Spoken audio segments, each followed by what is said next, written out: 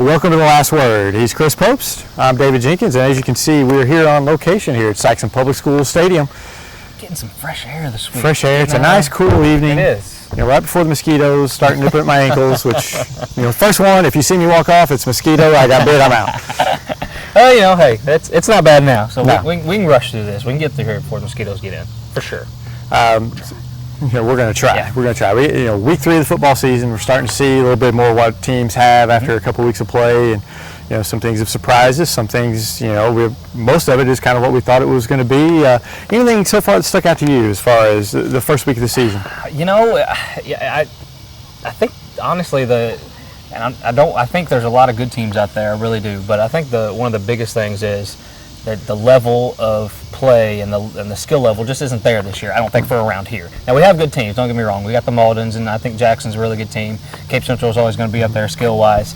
But as far as just the level of talent for around here, I just don't think it's on average, on par with what we've seen in the last few years. I have to agree with that. I mean, there's some teams I was surprised. I was surprised at how good Kennett was. I thought Kennett was really good. I saw them play Saturday afternoon against Sikeston.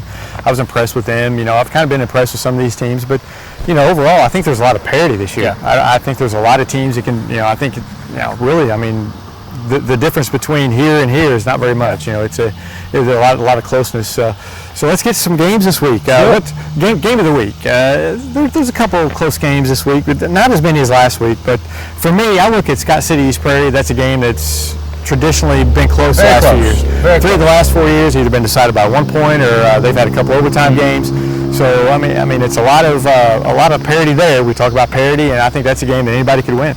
Both teams go in with some momentum. They're both 2-0. East Prairie, I think they have maybe the best combo with Deverance Jones and Derez Tippler. But Scott City is no slouch either. They've proven over the last few years that they can make this game tough for East Prairie. East Prairie has been able to come up on top the last few times, but between them, it really is kind of a toss-up because they're so evenly matched for most of the year. I'm going to help East Prairie out here. Okay. East Prairie.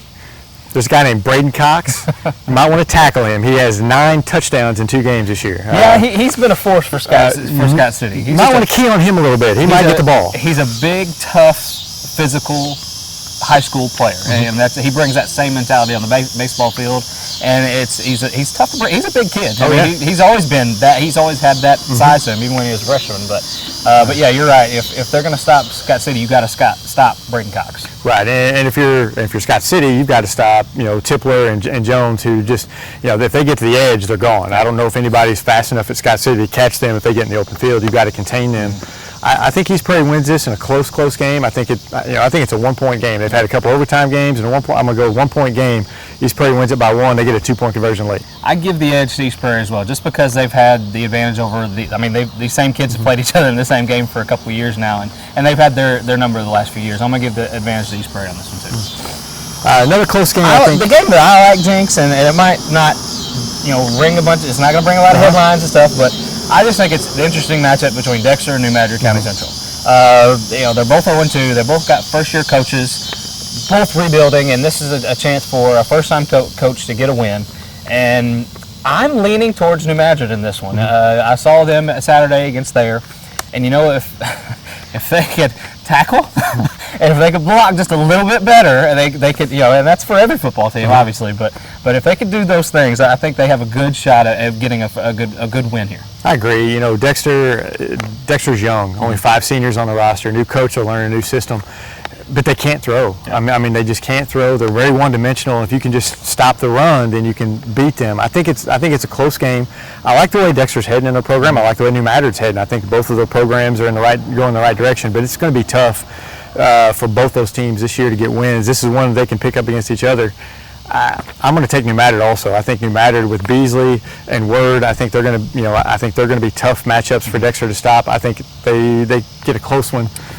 New Madrid in a close one. They need to run the ball a little bit better. They struggle running the ball, but the advantage there for New Madrid, I think, is throwing the ball. Their quarterback, Blakey, he's not a strong arm quarterback. He's not your prototypical big guy. He's kind of small, but he can get the ball where it needs to go. And their matchups on the wide receiver, they have guys that can outmatch defenders on the outside. And I think that's where that game's going to be won. Now, if they can hold up and tackle somebody, that's the big. This game might be 70-72, but who knows? I'm going the other end of the spectrum. I think it's going to be a low-scoring game. Yeah. I think it's going to be 21-14, something lower scoring. I think it's going to be because both teams are going to try to establish the run. New Madrid's played some tough teams early on that can defend the run. Malden can defend it, and Thayer, they're a Class 1 school, but they're a good Class 1 school. So, we'll see. We'll see how it is. This will be a big game for both teams to see where they're at I think so this early in the season. Kevin Golcher for Dexter and Tyler Fulop for New Madrid, and first win for first-year head coaches. It'll be special for either one of those that do that.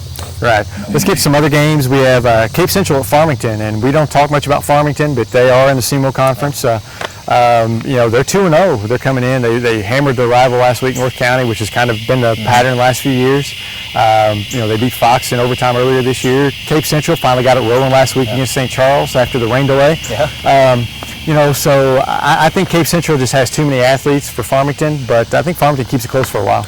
Yeah, I'm leaning towards Cape Central as well. I think they got some confidence last week with their win, and Coach Pixley getting that first win. I think I don't know if Coach Pixley ever feels pressure at all, but just the way his mindset is. But if there was any, it kind of was lifted last week. For them to get that win and to move on to this, this game is, if I can remember right, it hasn't really been one-sided a lot in the last few years, if I can remember right. But I'm with you. Cape Central just seems to always have that edge as far as athletes and out-athleting Farmington, and I give the edge to Cape Central on this one. Another game is Charleston against the Central Homeschool Panthers from Arnold. Blue Jays.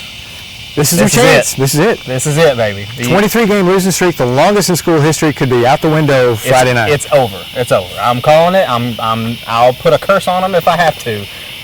But it's over. The 23-game losing streak is over this week. It's now, I really hate seeing Charleston drop Dexter and New Madrid, the two schools that I think they could have a chance to win this year if they were playing them.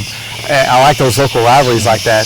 But they should. It's a good game for Charleston to pick up to break the skid. Central outscored 462-46 by Misha sanctioned schools.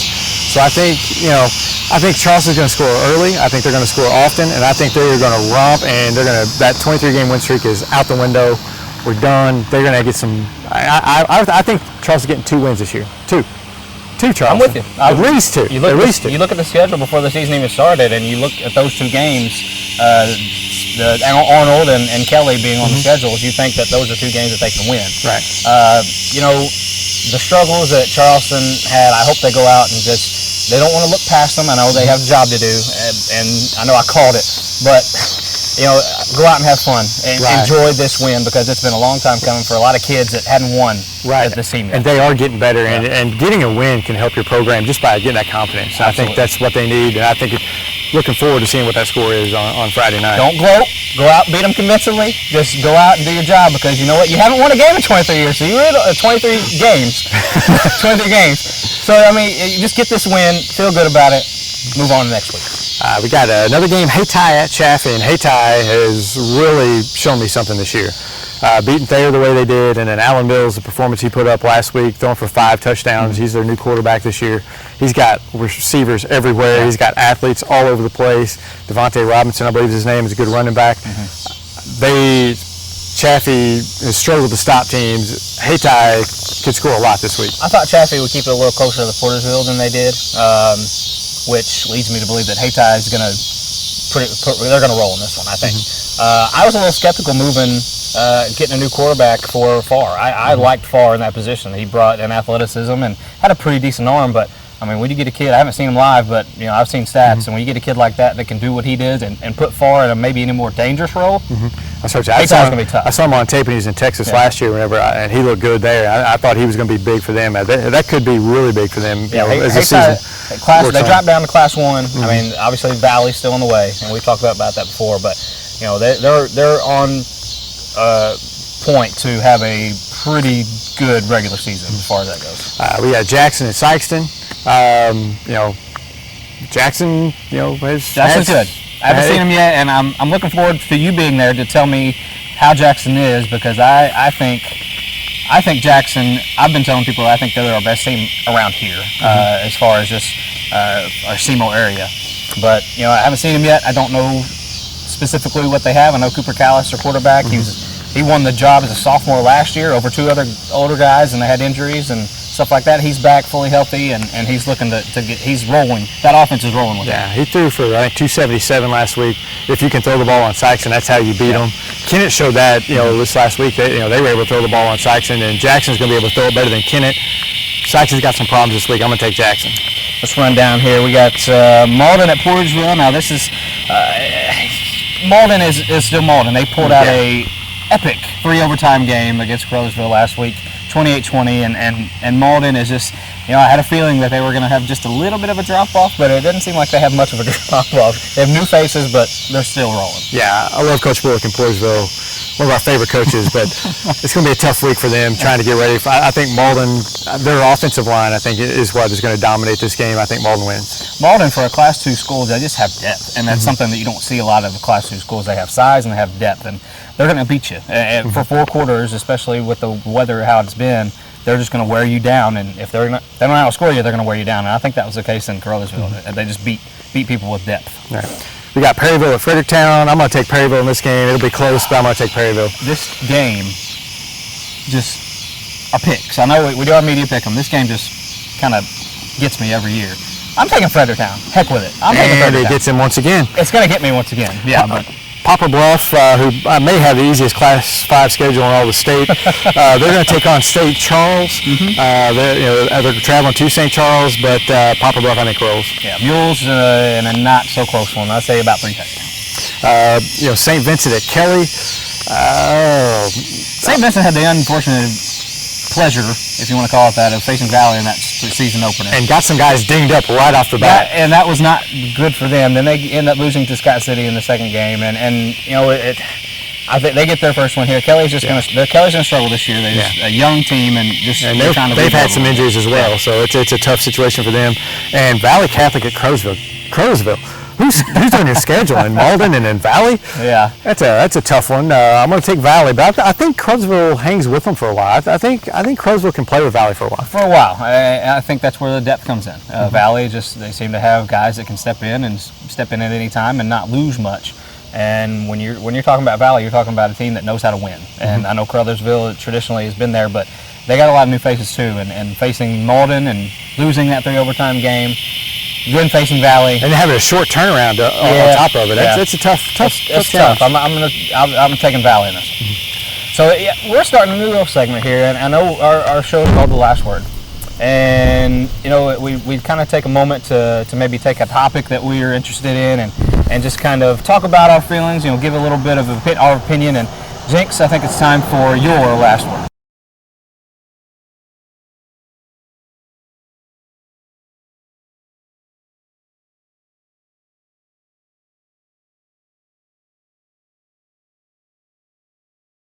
School Stadium, we had a Saturday afternoon game played at 2 o'clock, and can't see it here, but there are lights on this field. And instead of playing these games, we talk about player safety all the time and what we can do to help each of these players remain safe as possible while they're playing a very dangerous sport. And you turn around and you play a game at 2 o'clock in the afternoon, and for me, I think that's a little insane, actually. I mean, it was a 100-degree heat index, so these guys are playing in the heat. I mean, I don't know what went behind doing the schedule, but I do know that it's a tough situation for those kids and very dangerous. I know that some officials had some issues after the game and things. And when it's that hot and you have lights, why not just play that game at 7 o'clock at night and play it like a normal game and try to keep these players as safe as possible in a time that we need to watch out for player safety. Like I said, I'm not. There was other games, not just the Sikeston game, who did the same thing. I think it's just something that needs to be done around the state. If you have lights, play these games at night if you can, when it's in the heat. If it's not in the heat, play them in the afternoon. But that's my last word. We'll see you guys next week on The Last Word.